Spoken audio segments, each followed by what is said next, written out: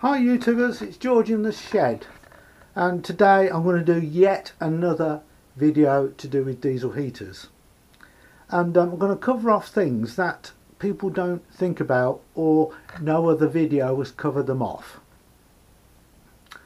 And I'm in the shed because I can't go down to the motorhome, it's in storage, but I can show you what I'm referring to the tank. Now, there's two ways of taking the fuel out of these tanks to your diesel heater. One is you have a top fitting which you can drill and put a pipe down. I prefer that because it means you can take the tank off your vehicle to a fuel pump to fill up the tank. You can lift it by this, as use it as a carrying handle. But what you need to do is, if you've used nut and bolts here to mount it,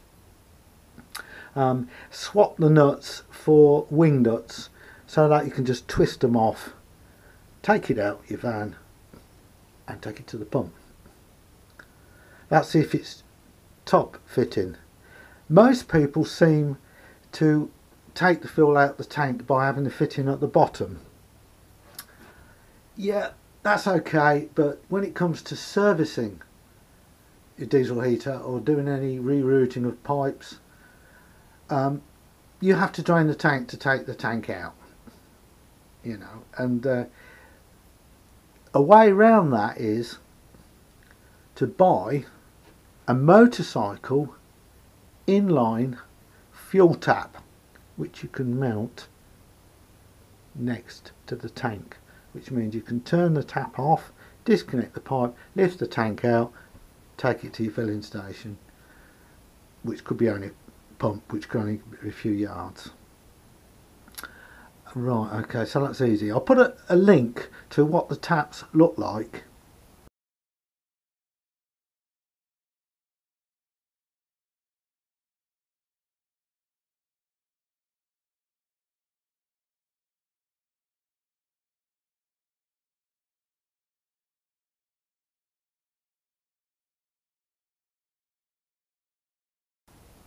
And also, my advice is not to use the original fuel filter that come with the kit.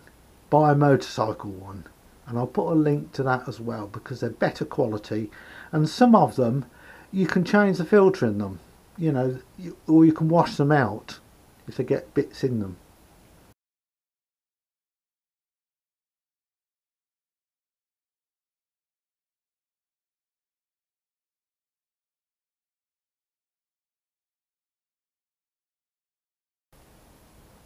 Now then, these tanks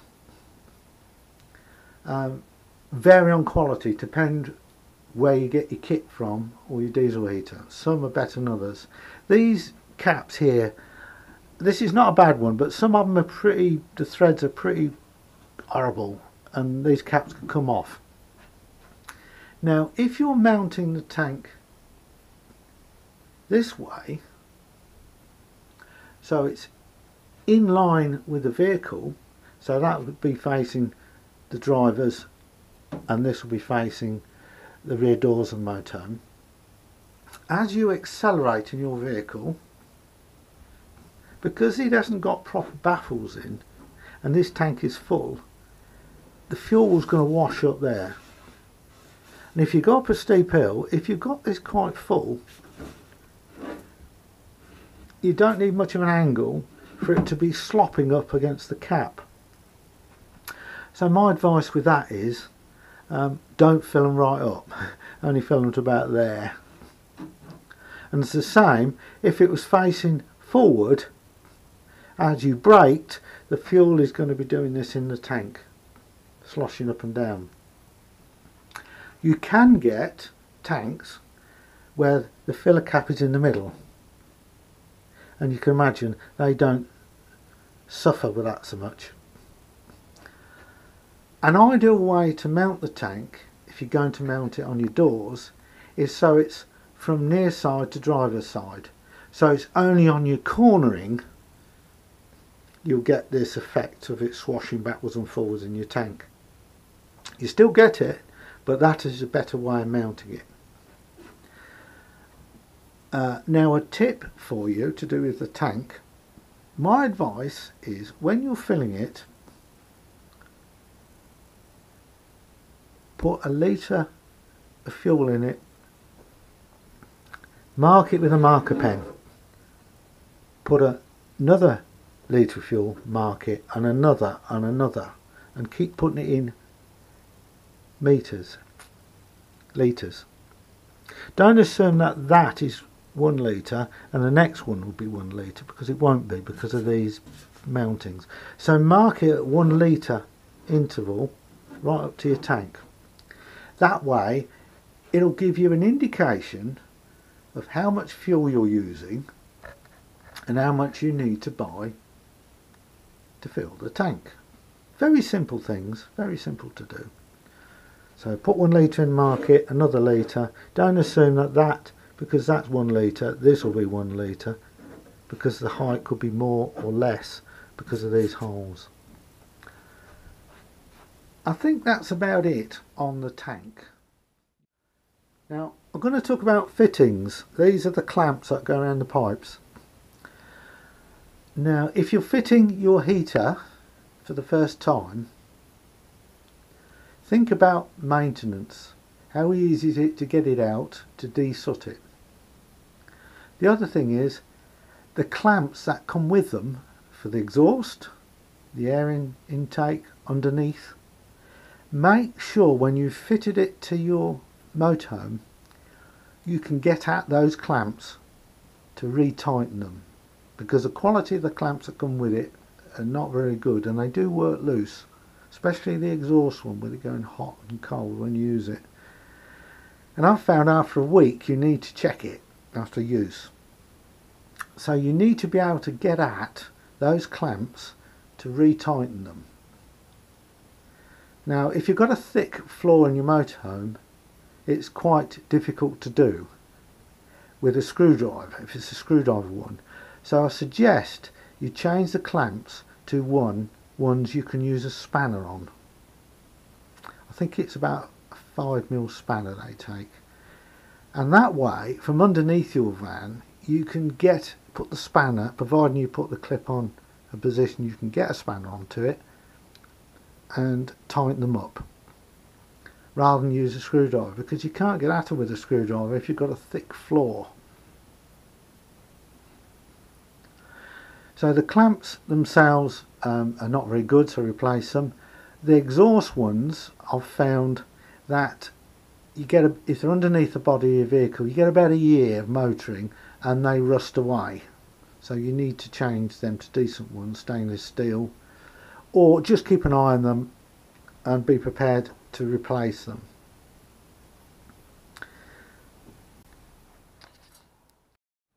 Now next I'm going to talk about the display. This display here. Now first of all, you may find that the display dims with age, and that's quite normal for these. And what you can do is you can either replace the whole thing or upgrade it with another LED. But you may find it's too bright at night. Now there's 3 wires go to this controller. There's positive and negative 5V DC. The third wire is the signal wire. Now if you try and put a switch in the 5V rail, 5V wire, to switch the display off, you'll find that you'll get an error message. It doesn't work, you can't do it. Simple method I've used is I've got a cover on my motorhome I'll put over the top just to hide the brightness, because if it's above your bed it will keep you awake. There's lots of different styles of these controllers. I'll put some photos of the different ones, and this is another one, and I'll talk about that in a minute.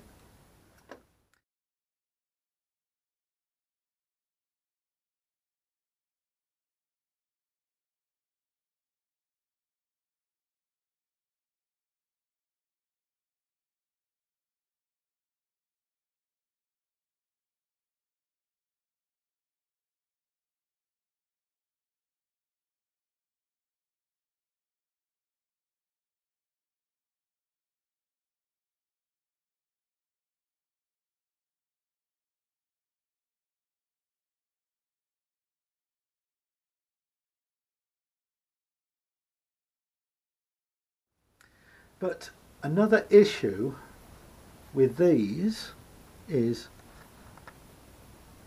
trying to set the temperature in the room. It doesn't seem to react quick enough. Now, what you have to think about, these controllers, as well as doing all the fancy timers, it is a thermostat, like in your central heating.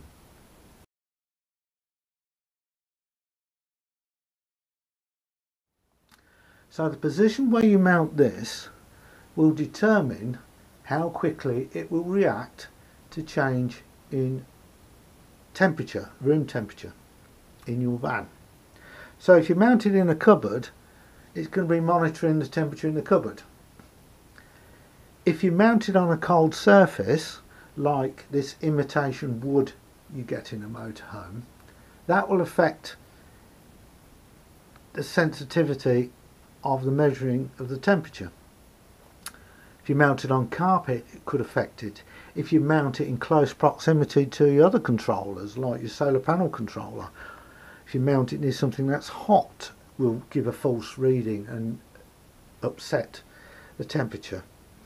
So like a central heating thermostat in your house, it has to be mounted in a place which best suits the sensing of the temperature in that area.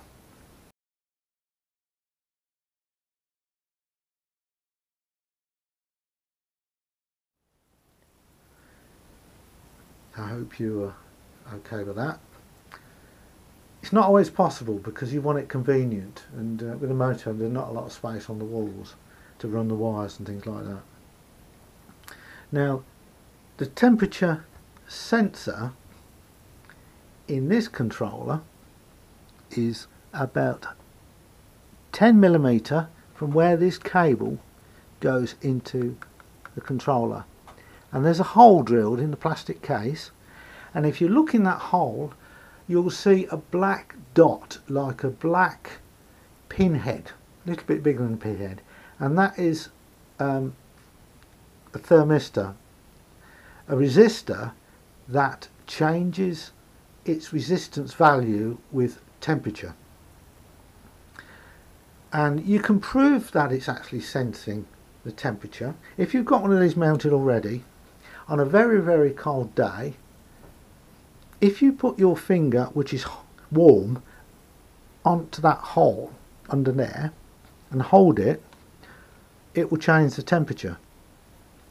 And you can also prove it another way. If you get an ice cube out your fridge, if you've got any, put it in a plastic bag so it's not wet, and hold it against that hole, it will turn the heater up more. And this goes for a lot of these controllers. The hole's in a different place. Now on this one here, let me just get off the floor. I don't know whether you can see, there's a hole there. These screws are just for mounting. You see there's a hole in the top, and if you look in there, there's a little black dot. That is the temperature sensor. So if you mount this in the wrong place in your van, wherever it's mounted, it'll be measuring the temperature around it, and this can give false readings, and you're thinking, why isn't my van coming up to temperature? It's because you've probably mounted it on a cold surface on the outside of your van, like this Formica imitation wood stuff you get in a lot of modern vans.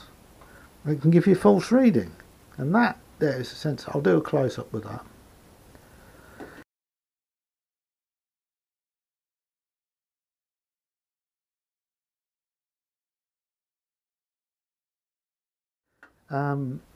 What else can I say about a diesel heater? Yeah, the diesel heaters will run on normal diesel, tax exempt diesel, they'll run on paraffin, kerosene, and central heating for homes, house heating oil, domestic heating oil. Now if you bulk buy kerosene, not so much kerosene, but domestic heating oil, it works out at 68 pence a litre. Now paraffin, kerosene, domestic heating oil are cleaner than diesel. Less sooting, less smoke, but you have to bulk buy it to get the price right. If you go to premium paraffin, because you don't like the smell of diesel, for example, Jane doesn't like the smell of diesel, so we run our heater on paraffin, and paraffin, premium paraffin, is the same price as diesel, so there's no price advantage unless you're bulk buying. What else can I tell you about this? Yes, the underneath your motorhome, I suggest, if it's up between the sill and the chassis member, like in a U-shaped part of your van, buy some aluminium sheet or something and make yourself a stone guard or a splash guard underneath.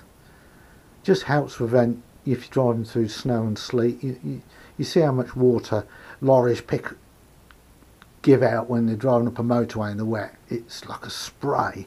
So my advice is fit a flat piece of shielding across underneath.